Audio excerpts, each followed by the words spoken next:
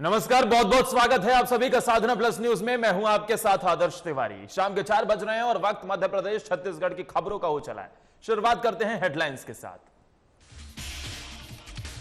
अशोकनगर के अस्पताल में नर्सों का धरना जारी। भीषण गर्मी में अपनी मांगों को लेकर सरकार से लगा रही गुहार। मांगे पूरी नहीं होने तक धरना रहेगा जारी। नरसिंहपुर जिले में महिलाओं के लिए खुला अलग थाना। महिला अपराध को रोकना थाने का उद्देश्य। थाना खुलते ही महिलाओं ने बताई अपनी समस्याएं। गैरतगंज में धर्म परिवर्तन के खिलाफ युवाओं ने उठाई आवाज। हिंदू जागरण समिति ने दिया राष्ट्रपति के नाम ज्ञापन। दोषियों पर कठोर कार्रवाई की उठाई मांग। और सीहोर में जिला अस्पताल की बड़ी लापरवाही आई सामने। अस्पताल का मुख्य द्वार न खुलने से गर्भवती महिला की हुई मौत। परिजनों ने लगाया अस्पताल प्रबंधन पर आरोप। तो मध्य प्रदेश के अशोकनगर जिले में 3 दिन से अस्पताल में नर्सों का धरना जारी है। शासन प्रशासन कोरोना काल में जिन नर्सों को देवी का अवतार मानकर पूजते थे, आज वही देवियां अपनी मांगों को लेकर धरने पर बैठने को मजबूर हैं। आपको बता दें कि जिस कोविड काल में पीपीई किट पहनकर नर्सों ने अपनी जान की परवाह किए बिना लोगों की सेवा की थी, तब इन देवियों की तारीफ करने से कोई भी वंचित नहीं रहा। आज वही नर्स पीपीई किट पहनकर इस भीषण गर्मी में अपनी मांगों को लेकर धरने पर बैठी हैं। नर्सों का कहना है कि जब तक उनकी मांगें पूरी नहीं की जाती तब तक हड़ताल जारी रहेगी। अब देखना यह है कि सरकार कब तक इनकी आवाज सुनती है और सरकार क्या निर्णय लेती है।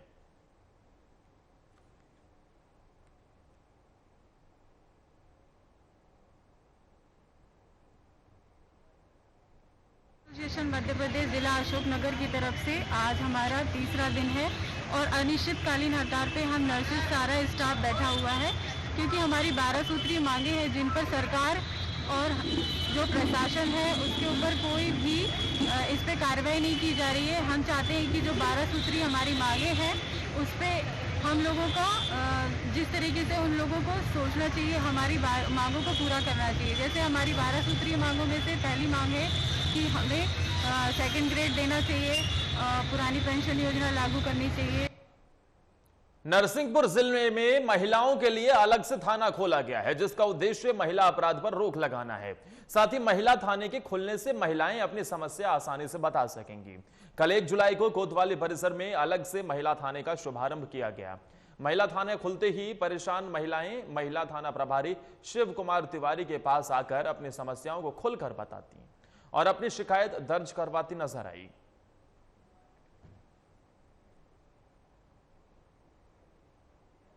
के जिन जिलों में भी महिला पुलिस थाने नहीं थे, सभी जिलों में आज से महिला पुलिस थाने की स्थापना की गई है और सभी जगह शुरू हो गए हैं। नरसिंहपुर में भी जो कोतवाली थाना कैंपस है वहीं पर महिला थाने की भी शुरुआत की गई है और इसका उद्देश्य यह है कि महिलाएं जो भी उनसे समस्याएं हैं उनको वो उसको लेकर, चाहे वो घरेलू हो, पारिवारिक हो या कहीं समाज में बाहर यदि जा रहे हैं और उनके साथ कोई महिला संबंधी अपराध होता है तो उसकी शिकायत वो बिना हिचक के और बिना किसी संकोच के पुलिस को जाके बता सकें। इस उद्देश्य से इसकी स्थापना की गई है। और देखिए, बहुत गरीब महिलाएं हैं, पीड़ित महिलाएं रहती हैं, वो कहीं कहीं जाती हैं, भटकती हैं।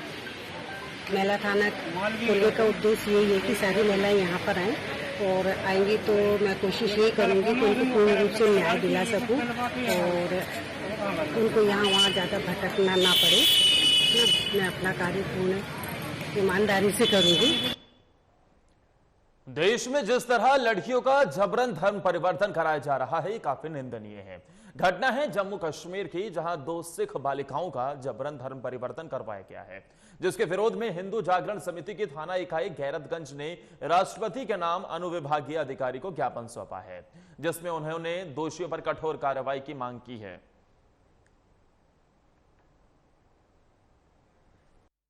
जम्मू कश्मीर में जबरन बालिकाओं का धर्म परिवर्तन कराया जा रहा है, तो उस समस्या को लेके आए हैं राष्ट्रपति महोदय जी के लिए ज्ञापन देने। क्या नाम है आपका? थाना इकाई अध्यक्ष हिंदू जागरण मंच विपुल मेहरा।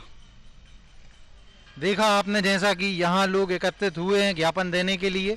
जम्मू कश्मीर में जिस प्रकार से बालिकाओं का जबरन धर्म परिवर्तन कराया जा रहा है उस संबंध में आज गैरतगंज के युवा इकट्ठे हुए हैं, महामहिम राष्ट्रपति के नाम पर ज्ञापन। वहीं तामिया में अखिल भारतीय गोंडवाना पार्टी का धरना प्रदर्शन जारी है। धरने को समस्त आदिवासी संगठनों का समर्थन भी मिला है। मध्य प्रदेश के गृह मंत्री का पुतला फूंककर चेतावनी भी दी गई है। पुलिस की तरफ से ये पुलिस प्रशासन के खिलाफ नारे भी लगाए गए हैं। अखिल भारतीय गोंडवाना पार्टी महिला उप निरीक्षक प्रीति मिश्रा पर एफआईआर की मांग कर रहे हैं।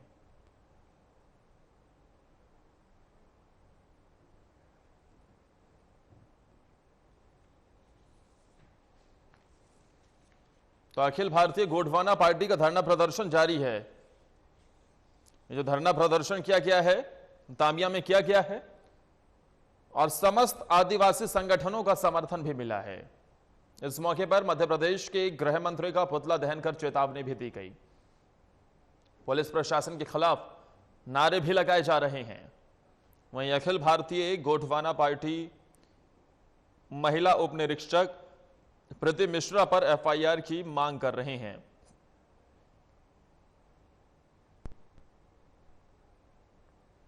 ये अनिश्चितकालीन धरना जारी है अखिल भारतीय गोंडवाना पार्टी का और इसे कई आदिवासी संगठनों का समर्थन भी मिलता हुआ नजर आ रहा है। इस मौके पर एक तरफ मध्य प्रदेश के गृह मंत्री को पुतला दहन किया गया तो वहीं दूसरी तरफ पुलिस प्रशासन के खिलाफ भी जमकर नारे लगाए गए हैं।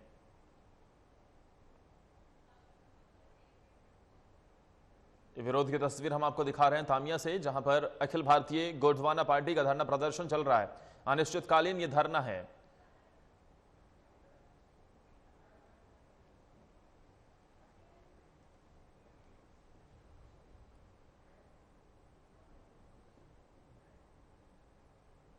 और अब आगे बढ़ते हैं। छतरपुर जिला अस्पताल में लगने वाले ऑक्सीजन प्लांट की मशीनें अस्पताल पहुंच गई हैं। बड़े इंतजार के बाद ये मशीनें अस्पताल पहुंची हैं। मई महीने पहले ऑक्सीजन प्लांट शुरू होने की बात स्वास्थ्य विभाग ने की थी, लेकिन मशीनें नहीं आने की वजह से इस प्लांट में देरी हुई है। आपको बता दें कि दूसरी कोरोना लहर में सबसे ज्यादा मरीजों की मौत ऑक्सीजन नहीं मिलने की वजह से हुई थी और इस ऑक्सीजन की कमी को देखकर कई दानवीरों ने ऑक्सीजन मशीनें दान में जिला अस्पताल को देकर कई मरीजों की जान बचाई थी। ऑक्सीजन की कमी को देखते हुए मध्य प्रदेश सरकार ने जिला अस्पताल में इस प्लांट को लगाने की अनुमति दी थी। मशीनें आने से अब यह प्लांट एक हफ्ते के अंदर फिट होकर तैयार हो जाएगा और प्लांट के ऑक्सीजन से 2 अस्पतालों की पूर्ति हो सकती है।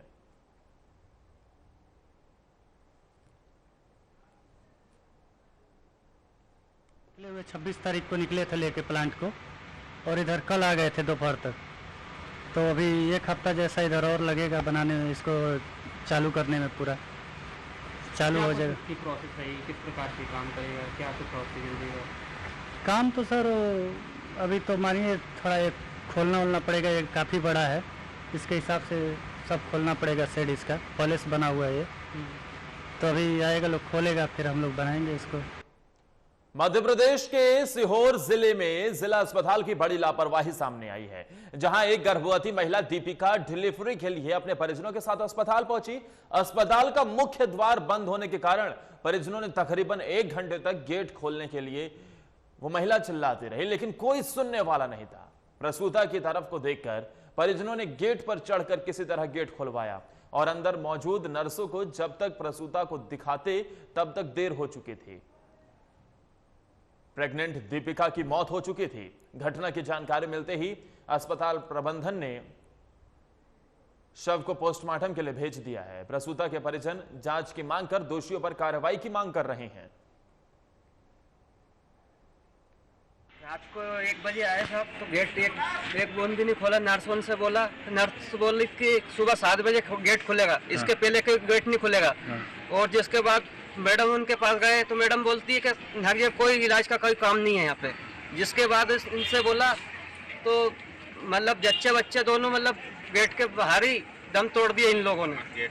गेट ही नहीं खोला, गेट तोड़ने की कोशिश करी लोगों ने, गेट दूसरे ने, पर दूसरे के गेट भी नहीं तोड़ पाए। तो मेरी भतीजी है दीपिका विश्वकर्मा, जिसके ससुराल चांदगढ़ है। सर अभी उसके रात को डिलीवरी थी, डिलीवरी के लिए उसको अस्पताल में लेके आए रात के करीब 1 से 1:30 बजे के बीच में। जैसे ही लेके आए यहाँ पर अस्पताल के गेट के पास में हमने हमारी गाड़ी खड़ी करी और खूब आवाज़ दी। यहाँ पर कोई भी सुरक्षा कर्मी नहीं था, गेट भी नहीं खुला। 2 से 2:30 बजे के बीच में हमारी भतीजी एक्सपायर हो गई और ये सारा दोष स्थानीय अस्पताल प्रबंधन का है। इंदौर की तर्ज पर नगर नौगांव में स्वच्छता अभियान को गति मिलेगी। दरअसल कचरा वाहनों का पूजन कर क्षेत्रीय सांसद ने हरी झंडी दिखाकर इसे रवाना किया। बता दें कि 46 लाख रुपए की लागत से 6 कचरा वाहनों को क्षेत्रीय सांसद वीरेंद्र कुमार खटीक ने हरी झंडी दिखाकर रवाना किया है। यह कचरा वाहनों में जीपीएस सिस्टम सहित 4 बॉक्सों में अलग अलग कचरे डालने की व्यवस्था है। इन कचरा वाहनों से एरिया बाय एरिया को और घरों से निकलने वाले कचरे को अलग अलग बॉक्सों में डालने की व्यवस्था है ताकि नगर को स्वच्छ और सुंदर बनाया जा सके। साथ ही इन कचरा वाहनों की सौगात से नगर के स्वच्छता अभियान को गति मिलेगी। अंतिम संस्कार से भी हाथ खड़े कर दिए। ऐसे संकट के क्षणों में हमारी जो नगर पालिका नगर परिषद की जो सफाई कर्मी है, जिनको देश के प्रधानमंत्री आदरणीय नरेंद्र मोदी जी ने फ्रंट लाइन कोरोना वॉरियर्स के रूप में सम्मानित किया, ऐसे हमारे फ्रंट लाइन कोरोना वॉरियर्स के रूप में हमारे सफाई कर्मी भाइयों ने उनका अंतिम संस्कार करने का जो कार्य उनके द्वारा किया गया है। विधायक रामपाल सिंह बेगमगंज सहित तहसील के कई गांवों में पहुंचे, जहां उन्होंने विभिन्न कार्यक्रमों में हिस्सा लिया। साथ ही बेगमगंज में कृषि उपज मंडी में स्थित नवनिर्मित किसान विश्राम गृह का लोकार्पण किया और वृक्षारोपण में हिस्सा लिया। जिसके बाद गांव गेहूरास पहुंचकर वैक्सीनेशन सेंटर का जायजा भी लिया और लोगों को वैक्सीन लगवाने के लिए प्रेरित किया।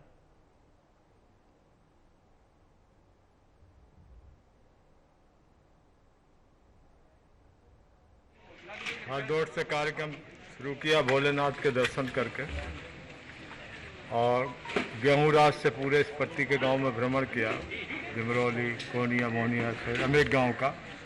वहाँ वृक्षारोपण भी किया, वैक्सीनेशन भी कराया और लोगों को आग्रह किया कि वैक्सीन लगवाएं, वृक्षारोपण भी करें और कोरोना नियमों का पालन करें, दूरी बना कर रखें, मास्क भी लगाएं। और कोई किसी तरह की कमी है तो गांव में सरपंच सब बैठ कर निर्णय करके बताएं, जहां भी जो ज़रूरत होगी ब्लॉक स्तर से हम पूरी सुविधा देंगे। और बेगमगंज में बहुत बड़ा बहुप्रतीक्षित किसानों के हित में एक बड़ा प्रतीक्षालय यहाँ पर बना है। भिंड में स्वर्गीय डॉक्टर श्याम बिहारी शर्मा की स्मृति में पर्यावरण मंथन और तुलसी वितरण कार्यक्रम का आयोजन किया गया। इस मौके पर प्रोफेसर रामानंद शर्मा ने कहा कि वायु प्रदूषण ग्लोबल वार्मिंग जैसे पर्यावरण असंतुलन के परिणाम है। वहीं शशिकांत शर्मा ने कहा है कि बढ़ती जनसंख्या और आर्थिक लाभ के लिए जंगलों को काटना पर्यावरण के संरक्षण में यह मुख्य बाधक है। इस कार्यक्रम में सामाजिक संगठनों के सदस्य और कई प्रबुद्ध लोग उपस्थित रहे।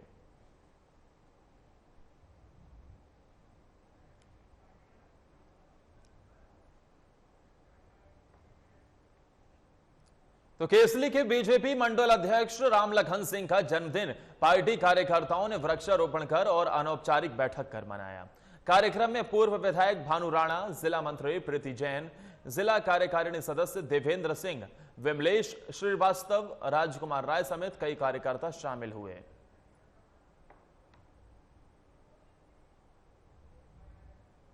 पार्टी के मंडल केसली के अध्यक्ष है भाई रामलखन सिंह जी, इनका जन्मदिन था। इस अवसर पर इनको बधाई देने के लिए हम सब लोग यहाँ एकत्रित हुए। हमारे जिला मंत्री जी प्रीति जैन जी की वो था, उस चक्कर में इनके यहाँ पर नमाज पर सब लोग इकट्ठा हुए थे, केक काट के उनको आशीर्वाद देना और शुभकामनाएं देना। पार्टी का कार्यक्रम आया हुआ है, लगातार चल रहा है। सहकारिता मंत्री अरविंद सिंह भदौरिया ने भिंड को कई सौगातें दी। इस मौके पर राज्य मंत्री ओपीएस भदौरिया, सांसद संध्या राय और भिंड विधायक संजीव सिंह कुशवाहा भी मौजूद रहे, जिसमें ऑक्सीजन प्लांट, 33 किलोवाट विद्युत केंद्र, प्राइवेट सिटी स्कैन, महिला पुलिस थाना सहित अन्य कार्यों के लोकार्पण और भूमि पूजन किए गए। सहकारिता मंत्री ने कहा कि भिंड जिला चिकित्सालय में ऑक्सीजन प्लांट और सिटी स्कैन लगने के बाद बेहतर स्वास्थ्य सेवाएं लेने के लिए कोई कोर कसर नहीं छोड़ी जाएगी। कोरोना काल में बेहतरीन सेवाएं देने वाली संस्थाओं सहित पुलिस, स्वास्थ्य और अन्य विभाग के आला अधिकारियों और 13 पंचायतों में पूर्ण वैक्सीनेशन कराने पर एसडीएम, सरपंच, सचिव को भी मंच से सम्मानित किया गया। डॉक्टर सिंह ने कहा कि महिलाओं की सुरक्षा के लिए हर जिला स्तर पर महिला पुलिस थाना चालू हो रहे हैं, जिससे महिलाएं सुरक्षित रहेंगी। का मैनेजमेंट भी है सर, तीसरी लहर बच्चों के लिए घातक है और भिंड में क्या किए जा रहे हैं? भिंड में बहुत अच्छे इंतजाम है और हॉस्पिटल के लिए मुझे लगता है कि ऐसा कोई बड़े साइंटिस्ट ने नहीं कहा कि बच्चों के लिए घातक है। वैक्सीनेशन नहीं हुआ है। बच्चों को मत डराओ। मेरा कहना है बच्चे बिल्कुल सेफ है, 100% है, उनकी इम्यूनिटी बहुत अच्छी है, उनकी एनर्जी बहुत अच्छी है और कोई ये पक्का नहीं है कि बच्चों को, क्योंकि मुझे लगता है कैश लगाए जा रहे हैं, बुजुर्ग लोग को वैक्सीनेशन हो गया, युवा लोगों को हो गया, बच्चे भी मुझे लगता है सब सेफ है। देखा जा रहा है कि लोगों ने मास्क, सैनिटाइजर यूज करना छोड़ दिए गए हैं। दूसरी लहर मैं विनम्र प्रार्थना करता हूँ भिंड के बंधुओं से, हाथ जोड़कर निवेदन करना चाहता हूँ कि कोरोना नियमों का पालन करते हुए जो कोरोना एप्रोप्रिएट व्यवहार है उसका पालन करें। वहीं कांग्रेस सेवा दल ने बढ़ती महंगाई के विरोध में भिंड जिला मुख्यालय के सामने सड़क पर धरना प्रदर्शन किया है। इस दौरान सेवा दल के जिला अध्यक्ष संदीप मिश्रा और युवा कांग्रेस के पूर्व राष्ट्रीय सचिव अनिरुद्ध प्रताप मौजूद रहे और कहा कि सरकार झूठी वाहवाही लूट रही है। साथ ही वैक्सीनेशन को लेकर भी सरकार पर सवाल उठाए। इसी के साथ कहा कि लगातार महंगाई बढ़ रही है, पेट्रोल डीजल के दाम लगातार बढ़ रहे हैं, ऐसे में जनता अब त्रस्त हो गई है।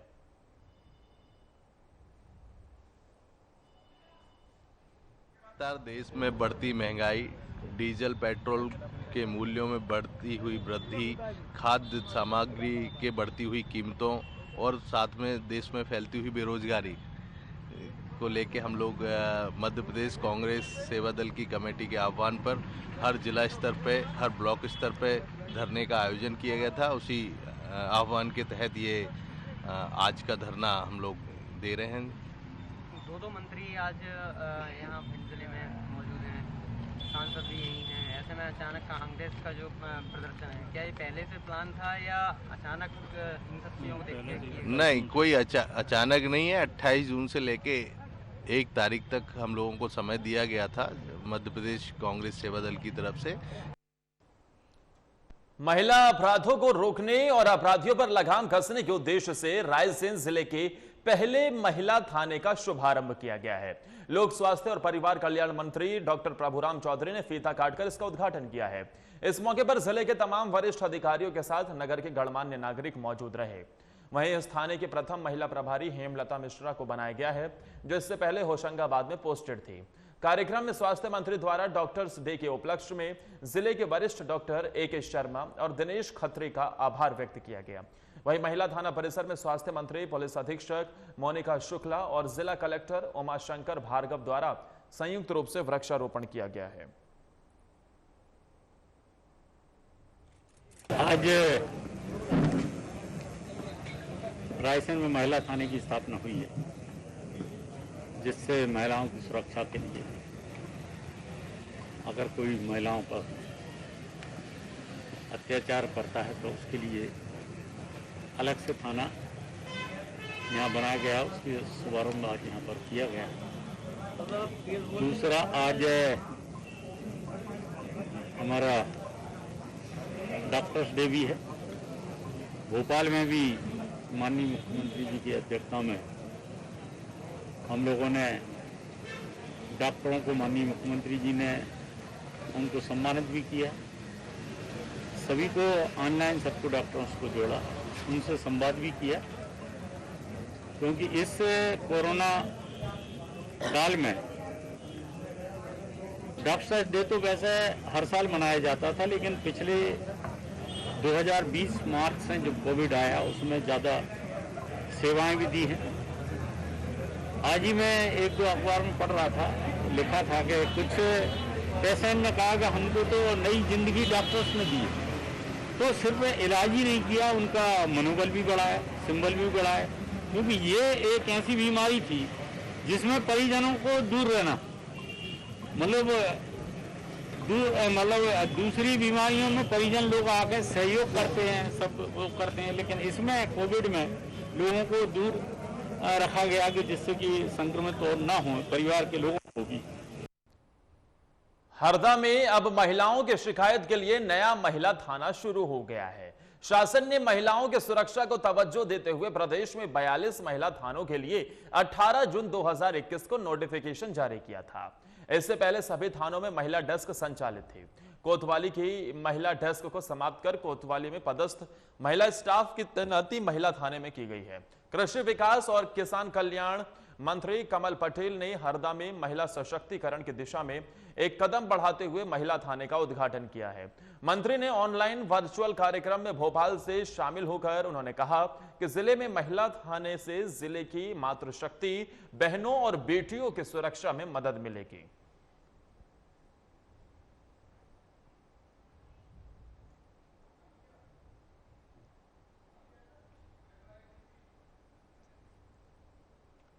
तामिया में अखिल भारतीय गोंडवाना पार्टी ने प्रदर्शन किया और मध्य प्रदेश के गृह मंत्री का पुतला दहन किया।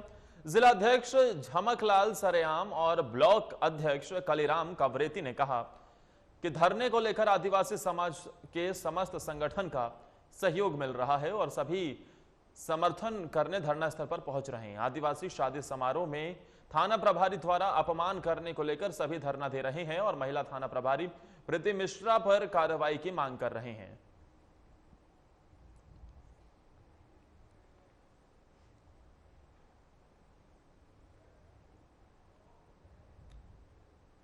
गरोठ में बाढ़ आपदा प्रबंधन की अहम बैठक हुई। क्षेत्रीय विधायक देवीलाल धाकड़ ने बाढ़ आपदा के संबंध में अति आवश्यक बैठक हिंगलाज रिजॉर्ट गांधी सागर में की। इस दौरान विधायक ने संबंधित विभागों की आगामी तैयारी को लेकर क्या योजना बनाई है इसका जायजा लिया और अधिकारियों को निर्देशित करते हुए कहा कि पिछले साल जल त्रासदी आने से 32 गांव में पानी भर गया था, काफी नुकसान भी हुआ था, अनाज जलमग्न हो गए थे। पानी किस मात्रा में आएगा इसका अनुमान नहीं लगाया जा सकता है। हमें अपने दायित्व को निभाते हुए सतर्क रहना है और समस्त संबंधित विभाग अलर्ट पर रहें। कोई भी परेशानी जनता को ना हो इसकी चिंता करें। के सभी विभागों के अधिकारी उपस्थित थे और इसकी आवश्यकता इसलिए थी कि बरसात के पहले, क्योंकि अभी बिफोर लास्ट ईयर जो अतिवृष्टि के कारण जो ये क्षेत्र प्रभावित हुआ था, बहुत बड़ी त्रासदी हुई थी और उस त्रासदी के कारण जनता का बहुत बड़ा नुकसान हुआ था, जनहानि भी हुई थी। ऐसी स्थिति में वर्षा के पूर्व और सभी विभाग के अधिकारियों को बुलवाया था और सभी विभाग अपनी अपनी योजना बनाकर लाए थे, मुख्य रूप से बरसात के पहले और ठीक प्रकार से व्यवस्थाएं सभी कर लें। इन दिनों सोशल मीडिया माहौल बनाने और लोगों का मत प्रभावित करने में बड़ी तेजी से सक्रिय है। इसका प्रभाव देखते हुए कुछ शरारती तत्व इसका फायदा उठा रहे हैं। कई लोगों के साथ सोशल मीडिया के माध्यम से ठगी भी की जा रही है। कुछ ऐसा ही पन्ना में देखने को मिला, जहां किसी ने कलेक्टर का ही फर्जी अकाउंट बना डाला और उसके जरिए लगातार लोगों की प्रतिक्रियाएं भी दी। जानकारी मिलते ही कलेक्टर ने पुलिस अधीक्षक को पत्र लिख मामले में कार्रवाई करने के लिए कहा है। साथ ही आईडी को भी ब्लॉक करा दिया गया है।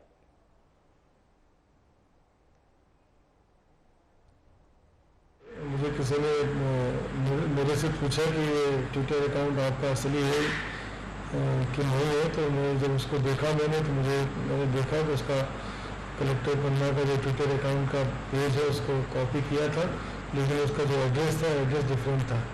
तो तत्काल हमारा जो साइबर की टीम जो हमारा ट्विटर अकाउंट हैंडल करती है उनको हमने बताया, एसपी को भी सूचना दी, स्क्रीनशॉट भेजा गया। साइबर सेल जो है उसमें तुरंत एक्टिव हुई, वो जो फर्जी अकाउंट बनाया वो अकाउंट को ब्लॉक कर दिया गया है। अब वो अकाउंट सिस्टम में नहीं, लेकिन हम लोग उसको ईमेल और एड्रेस के माध्यम से ट्रैक कर रहे हैं कि किसने फर्जी अकाउंट बनाया है। वहाँ तक हम पहुँचेंगे, जल्दी उनके विरुद्ध जो है IT एक्ट की विभिन्न धाराओं के तहत और 420 करने पर कार्रवाई करेंगे। कलेक्टर पन्ना के नाम से बनाए थे नहीं, हमें जब जानकारी मिली तो हमने उसको विदिन आधे घंटे के अंदर अकाउंट ब्लॉक कर दिया था। अब वो साइबर टीम उसको एनालिसिस करेगी इस अकाउंट के माध्यम से क्या मिसयूज किया गया। प्रशासनिक खबरें बहुत सारी हम लोग सोशल मीडिया के माध्यम से भी जारी कर रहे हैं। खबरें जानकारी लोगों को अलग अलग हो रही थी। अब जब वो जांच करेंगे पता चले किसने बनाया तो मालूम चले क्या क्या उन्होंने लीक किया।